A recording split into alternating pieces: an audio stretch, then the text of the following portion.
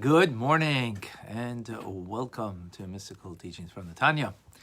Rabbi Ronnie Fine coming to you from Chabad Zich and Kadeshim in Montreal, Canada, where it's a privilege and a pleasure to share with you the Tanya. We say good morning to Abba, perhaps in Crown Heights. David Shalom from, Tony's with us from Costa Rica, Shalom, and Greg and Paula from Bakersfield, California. Good morning, bright and early in California. Might not even be bright yet. Linda and Denise, twin sisters from New York. Good morning. And Michael from Ontario, somewhere outside London, Ontario, if I recall. Boker Tov. Eric is with us from Norway. Good afternoon. Irene, Shalom. Marianne, also Shalom. Irene and Marianne, where are you from?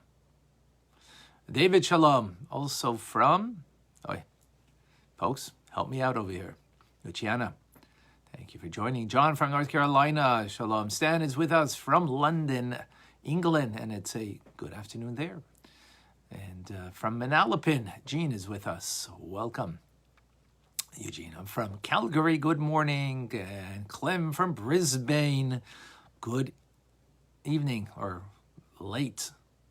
It's very late over there. Pamela from Oakton, Virginia. Boker Tov. Elaine is with us from Georgia. Shalom. David and Batya. The Gamal is from Montreal. Welcome. Sandra, or Shana Miriam from New York. Thank you for joining. TJ from Australia. Erev Tov. David, good afternoon to you in. Thank you for joining.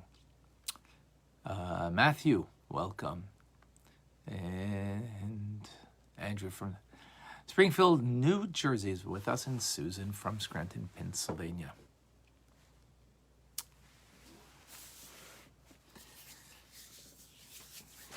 We conclude today not only chapter 25, but in a sense, you could say we conclude, in a sense not, because tomorrow we'll continue. We conclude Tanya. Tomorrow we'll explain why we continue, but in a sense that we conclude because there are two paths. There is the long, short way and the short, long way. Till the end of chapter 17, we learned about the long, short way. Why was it long? Because it meant you had to know a lot of teachings. You had to have great understanding of the ways of God, knowledge of God as creator, understanding the depths of Jewish teachings, of Hasidus, and so on, that the mind could affect the heart. Whether it's a palpable feeling or an understanding heart, that would then lead us to behavior of one that would be complete mastery over thought, speech, and action, the Beinani. Then we said, well, no, this thing is very near to us. So it's not very near to all of us that we can have such a great understanding of the ways of God that we can think about it, meditate upon it, and allow it to filter into our heart and affect us. So there's got to be another way. And that's called the short but long way. Why is it short? Because you don't have to create it. Why didn't you have to create it? Because you got it. The first way you had to create. You had to create an understanding. You had to own it. It's yours. That's a long path. In the end, it's short. It becomes long short because you own it. It's yours. Whatever you really work hard on, in the sense is yours because of that hard work, right? This one is not ours to own. It's a gift that was given to us. It's the Jewish soul. That is a part of God. That its nature is that all it wants to do is leave the body and be a part of God. It always wants to be connected and not separated. That's its nature. That's what it is. So it's short in the sense that it is easier to get to because it's something that you have. It's long in the sense that you don't have ownership, I guess, if you want to call it, in the sense that, it's from our ancestors that we merit to get it, that God gives us this unique Jewish soul. So what we explained was that we understand the nature. It's like a flame that just wants to go up and be enveloped in its source above. And wants to be enveloped in the source above, meaning it always wants to be connected and never wants to be disconnected. So doing a prohibition is bringing a disconnect. Doing a positive commandment is bringing a connect. So where we left off is that this connection is a connection with God himself. And above, it's eternal, just as God is beyond time. So therefore, this connection that touches God is beyond time, beyond space, above.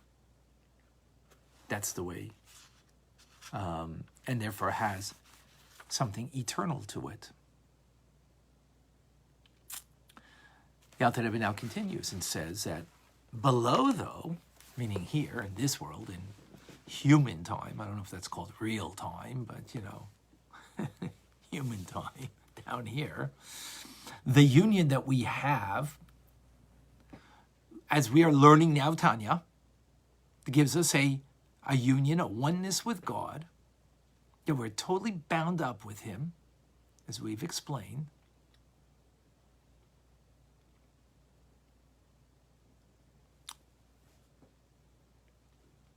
Has the limits of time. Why? Because we are under the dominion of time. And even the soul, because the soul's in the body. Right? So it's only when we're engaged in Torah study right now, or doing a mitzvah, that we're connected. Now, after we finish our Tanya, if we still go and do things that are of the nature to serve God, it might be things that might not be mitzvah particular, but it's with the notion to serve God, then okay, connection continues. But if we engage afterwards in something that separates us from the connection to God, in other words, wasteful matters, I'm sure none of us will do that. Right? In other words, nothing that will that has any kind of notion of serving God, right? No, nothing useful. Nevertheless, if a person repents, does tshuva, then and resumes serving God, and asks for forgiveness from Hashem, that in that waste of time that we could have done a mitzvah, we could have studied Torah, could have continued learning, right? That's what we're offering, a lot of learning these days. Don't forget myyeshiva.ca to join us daily, noon to 1:30 Eastern Standard Time. That was a plug if you didn't notice. So then you ask for forgiveness and you continue doing a mitzvah, right? Then God forgives us forthright.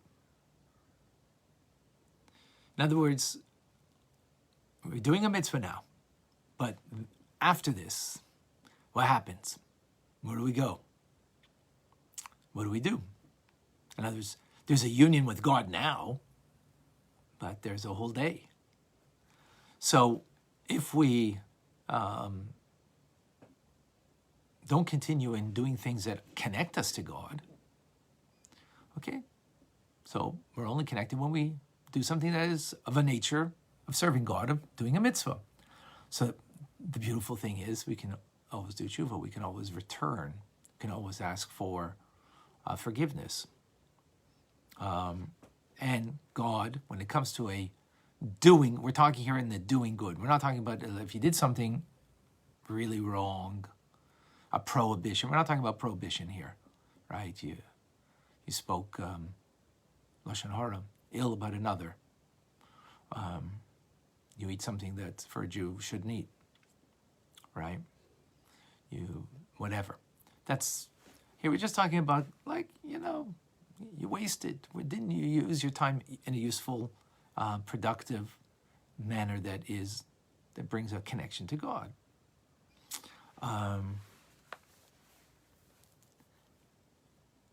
So that useful time could have been used for studying Torah, right? So when we ask for forgiveness, God pardons immediately, and we're reconnected, right? For this, the Alter Rebbe explains, that's why in the Amidah, in the private Shema Esrei, the private prayer that we do 3 times a day, Shema Esrei, Amidah, we ask there, Slach lanu, Machal lanu, forgive us, God, 3 times a day. Why? Because there's for sure times that we wasted. We could have learned. We could have done some good. So 3 times a day, we ask God for forgiveness. This is similar to the times of the Holy Temple. There was an offering that was brought. That was brought daily. It's called the daily burnt offering, for the neglect of using our time productively, usefully, doing good, doing a mitzvah, right? We neglected a positive commandment. And particularly, what do we neglect? The study of Torah. Because the study of Torah, we could do it any time, any given moment. Giving charity is not something you have to do every moment, and praying is not something for every moment. But every free moment that we have, we could use it for something that connects us to God. And studying Torah is the most, simplest is the right word, but it's the most abound way that we can do it. You're not going to sit there with a charity box, every day, the whole day going like this. You're not going to sit a whole day and praying to God, a whole day. Now, obviously, we're not talking about that, you can do things to take care of your well-being. You need to eat, you need to take care of whatever things that you need to do. You need to work, all these things. But all those things can be about a connection to God. Eating in order to have strength so you can serve God.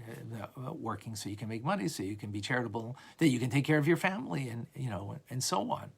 And doing all those things in an honest way, and so on and so forth. Right, we're talking about, though, the that we are given a full day, and that we often neglect using our time appropriately, right? So 3 times a day, God gives us the opportunity that we can say, Slach lanu machal lanu. We're sorry that we wasted time. We could have used it. Again, study of Torah. I mean, not just study of Torah, but the example the Alter Rebbe is giving is studying Torah. Why? Because that is something that doesn't have the bounds like prayer, doesn't have the bounds and limitations of other things. Those things, the prayer and charity and other things, we can do them appropriately. But learning Torah, where we can do it there's the opportunity at all times, that's for sure something that we are neglecting, and therefore we need to ask for forgiveness. No question about that. Now you might say, well, if God's giving me 3 times a day an opportunity to ask for forgiveness, then, and I know that. So what's going to happen? I'm going to neglect now in order. I'm going to neglect now. I know that later I could ask for forgiveness. So what happens? The forgiveness, the tshuva, the penitence becomes the motivation for me to be neglectful now because, later on I can ask God for forgiveness. So first of all, the Alter Rebbe says, well, it doesn't work that way because people don't neglect and waste time knowing that, thinking later on I'm going to, I'll do penitence on it, in my Amida. People waste time. We all waste time. I waste time just naturally. No, thoughtlessly. That's exactly what wasting time is being thoughtless, and that's easy. Not, here it's a thought that you need to think, I'll do tshuva, so therefore I'll waste now time. It doesn't work that way. We just waste time because we're thoughtless, which is, I do that at least. Or, we're driven by whatever. So, therefore, it's not, that it becomes the cause, the tshuva becomes the cause for my sinning, right? And therefore, it's there for us to always ask for forgiveness, that God has given us the most wonderful thing, the greatest value, time. And in that time, we can connect to Him. We can connect to Him. So to waste that time, that's what we're talking about, right? All right. Now, I'm going to come to the conclusion of this this chapter and this idea. So, what are we saying? What we are learning over here is that the soul does not, to repeat what I said at the beginning of the class, the soul, when we touch the soul, when we are in tune with the soul, when we are aware of my soul,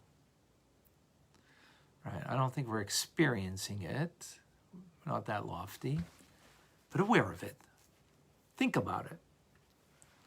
So, if it came to being coerced to accept another faith, which over the last 2,000 years, Jews have been coerced by different religions to accept another faith. Jews have died.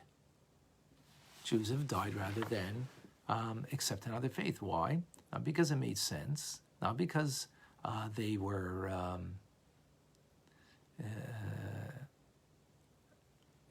they're going to gain something from dying. I'm going to go to the Garden of Eden. No, that's not the Jewish way or the Jewish thought process. Did it just because I don't want to be separated from God. So the argument that the Alter Rebbe is making is if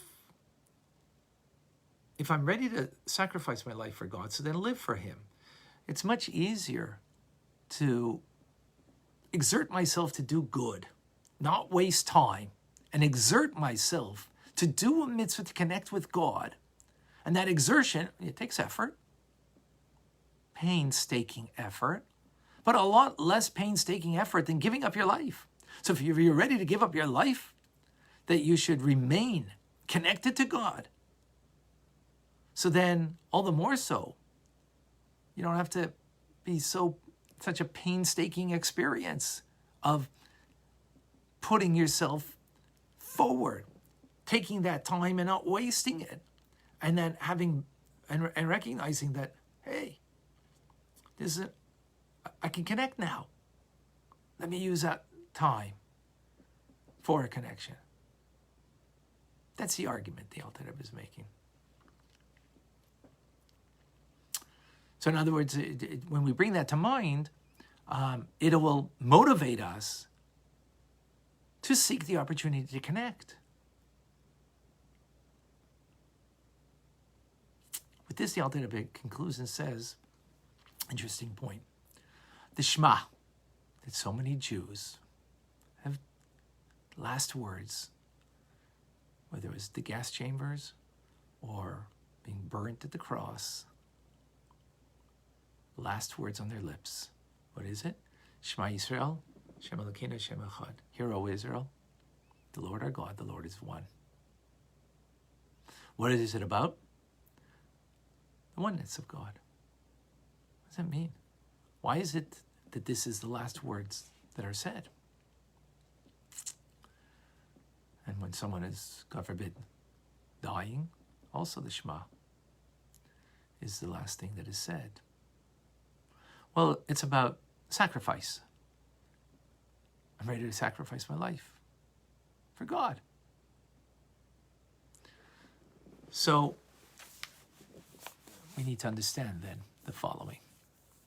Is it just about sacrifice my life for God, that I'm ready to give it up? Or is there something more and more profound and deeper than that? Let me explain. When were we given the mitzvah of saying Shema? It was in the book of Deuteronomy. Moshe Rabbeinu, in the last 40 days of his life, he introduces it to the new generation that's going into the land of Israel, that they should have this prayer. Why was it not necessary before? Why, if such an important prayer, why didn't God give it to the Jewish people earlier? Well, very simply, is because, well, if it is this basic idea that the Shema is about allegiance to God, one God, no other God, right? One God and no other God. I'm not going to forsake my connection to God for any other faith, any other religion, or any other way, or any other deity. Well, the Jews in the desert didn't need that because they didn't have any, they were in the desert. They're not part of civilization. They didn't have anybody with a sword that's coming to say, accept this new faith, accept this faith instead of your faith. So it wasn't necessary for them. There was no sacrifice that was going to happen in the desert for 40 years. New generation, they're going into Israel, there's the Canaanites there's different faith, different religion, and so on. They're going to battle them. Battle of faith. Oh, but the Alter Rebbe says that can't be the case, though, because God promised the Jewish people that the fear of them will be upon the nations, and they will be successful. They will be triumphant. And they will not have to worry about the battle, that battle will be a one, not just losing, but, when you lose, you also, are, for those who are killed, they're killed, but for those who remain alive, they have to accept, the ruler's ways, which paganism. But God says you're going to win, so they didn't need the Shema for that they would have to be ready to sacrifice their lives for God. So then why was the Shema given? Why then and not in the desert? So Alter Rebbe says, deeper explanation. Because the Shema is not merely about one deity, only God that we are ready to serve, but there's only the unity and the oneness of God. There's no other reality. Well, in the desert, manna came from heaven. They had the wellspring going with them wherever they went. Everything was taken care of for them. Oneness of God. Simply there. Simply there. That was not the challenge. Where would the challenge be? They go into the land of Israel. They're going to till the soil. They're going to have neighbors around them, influences around them. And all of a sudden, they're going to see a diversity. They're going to see duality. And then they'll be drawn towards it. So what is the Shema coming to tell us? Not merely to suffer martyrdom, but that our evil inclination, it will be enticed by making money, having more land, wasting time, seeking pleasure. All those things will become very real to us. So why do we say the Shema? In order to tell us, if I'm ready to give up my life for God, it's easier and less painful to live my life for God and not to give in to my desires of the animal soul, of the evil inclination, that this is what it wants. I've got to push myself, that there's a oneness of God, that there's a connection to God and a separation from God, and that what I choose is only wanting to be connected. That's what my soul desires. That's the awareness that I have. So we cover our eyes so we're not influenced by things around us, and that we can be able to concentrate on that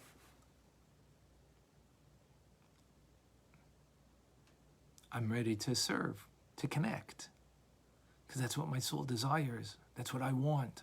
I'm choosing what the love of my soul, the hidden love that's there, I'm revealing it now, that this is what I truly want, is only to overcome the challenges, to be able to be always connected to you and never be disconnected from you, God.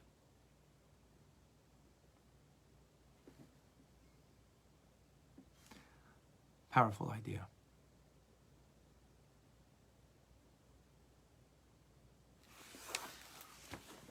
And hence, that's when the Shema is given to us. It's a reminder, not only that we are ready to sacrifice for God our lives, but the sacrifice is in living, to always exert ourselves, to use every moment to connect. And it's exertion. You have to work on it. Because it's easy to sit back, to kick up your feet, put on Netflix, and be entertained. Because that's what the animal soul wants. It wants to be entertained. It wants to have the pleasure of, at a certain point, if we're lucky enough, we have great pleasure in doing an act of kindness. We have great pleasure in prayer. We have great pleasure in learning Torah. And hopefully we get there. All right, folks, I know now that. Please share with me what you have learned today specifically, that you know now, that you didn't know before. And whoever would like to come on and to share something, either what they know or just a thought, as now that we've concluded the 25th chapter, this whole section, the third section, so it'd be great that you come and share. Andrew says, I know now that doing a mitzvah studying Torah connects us to God, to use everything we do in work to connect to God. Very good. Michael, I know now that the Shema is to remind us to live for God. Very good. Lisa, I know now that we all waste time, and that's human nature, but to waste time, the knowledge that we can do tshuva later. This is premeditated wasted time. Try to make sure rather than waste time to live for God. Very good. TJ, I know now that the Shema is about more than just that there is only one God, but there's also about the singular unity of God, and it serves as a reminder to live our lives for Hashem and not to give in to the animal desires and inclinations. Excellent. Eugenia, I know now that the Shema is to remind us, our animal soul, about godly soul's desires to stay connected to God. Okay, excellent. So is there anybody ready to come on? Please let me know. Hannah, I know now that I should use my time appropriately to study Torah, to connect to God and not waste it. It's much easier to live my life by God than suffering or death. And I will be mindful that this is from now on to motivate me to study Torah, keep mitzvahs, and not sin against God's commandments. The Shema is not only about sanctifying one's life for God, but sanctifying our living every moment to connect to God. Amazing. Great.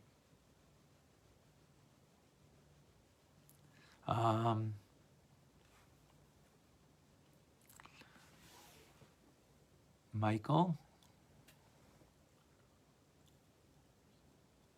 Stan, Lisa.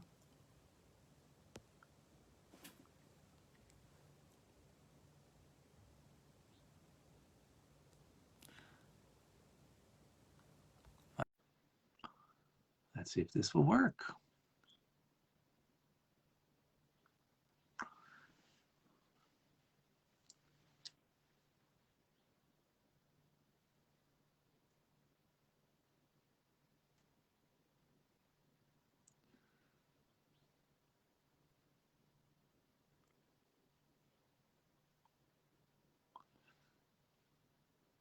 Michael says, I know now that I need more programs like this to reinforce doing good works. Yes, we all do. Well said.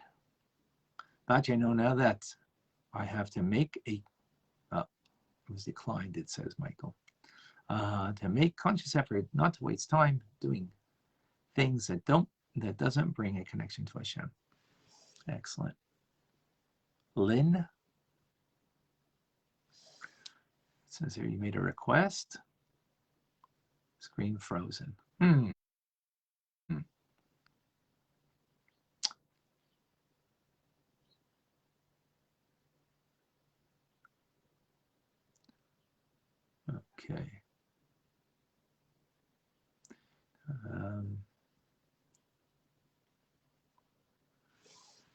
So not okay.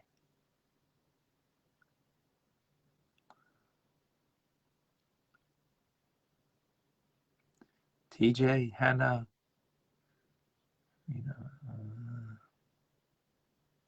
Karen, Andrew,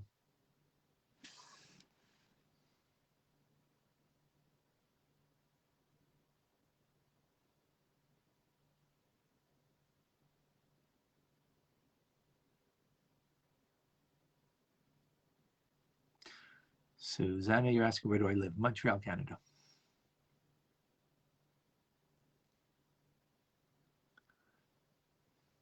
Right, very good.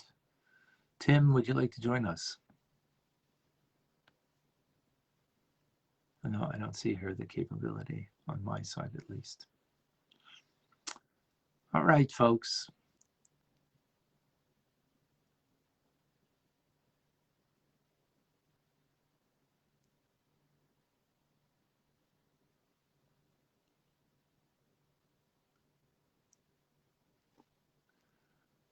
Okay, Lynn, thank you.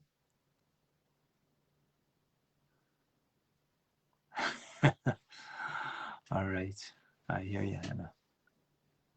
All right, folks, a reminder, today at noontime, Eastern Standard Time, Rabbi Mindy, and then 12:45 with myself. Looking forward. I'm Rabbi Ronnie Fine, coming to you from Chabad Zichron Kadesh in Montreal, Canada, where it's a privilege and a pleasure to share with you the Tanya.